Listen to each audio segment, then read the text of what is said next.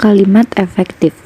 Menurut Yadra, dalam buku Mengenal Ilmu Bahasa 2018, kalimat berfungsi membangun struktur makna bahasa secara lengkap.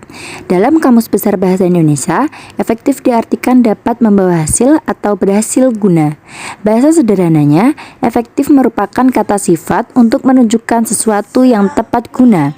Sementara H. Delman dalam Kreatif Penulis 2016 berpendapat, kalimat efektif adalah kalimat yang memiliki potensi untuk menyampaikan pesan, ide, gagasan, atau informasi secara utuh, jelas, dan tepat sehingga pembaca dapat memahami maksud yang diungkapkan penulis. Dari beberapa pengertian di atas, dapat ditarik kesimpulan mengenai pengertian kalimat efektif. Kalimat efektif merupakan kalimat dengan unsur yang utuh dan tepat. Ciri-ciri kalimat efektif adalah sebagai berikut. Memuat unsur kalimat dengan lengkap dan tepat. Unsur tersebut antara lain subjek, predikat, objek, atau keterangan. Menaati ejaan dan kaidah kebahasaan yang baku. Memiliki diksi secara tepat.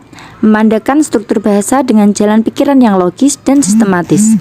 Ide pokoknya tersampaikan dengan jelas. Menggunakan kata dengan tepat dan tidak bertele-tele. Memanfaatkan variasi struktur kalimat. Terdapat dua syarat dalam menyusun kalimat efektif. Berikut penjelasan singkatnya. 1. Kebenaran. Kalimat efektif harus disasarkan pada penulisan yang baik dan benar sesuai dengan ejaan yang dianjurkan. Kaidah kebahasaannya ketat mengikuti tata bahasa buku. Kedua, kepaduan. Kepaduan berkaitan dengan logis kalimat. Pilihan kata dalam penyusunan kalimat harus padu sehingga membuat kalimat menjadi utuh dan tidak sumbang. Unsur kalimat efektif. Unsur kalimat efektif terdiri atas subjek, predikat, objek, dan keterangan.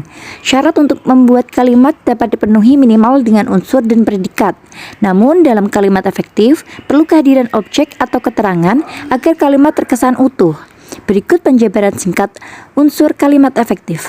Subjek, bagian dari kalimat yang menunjukkan pelaku yang dapat berupa orang, tempat, atau benda.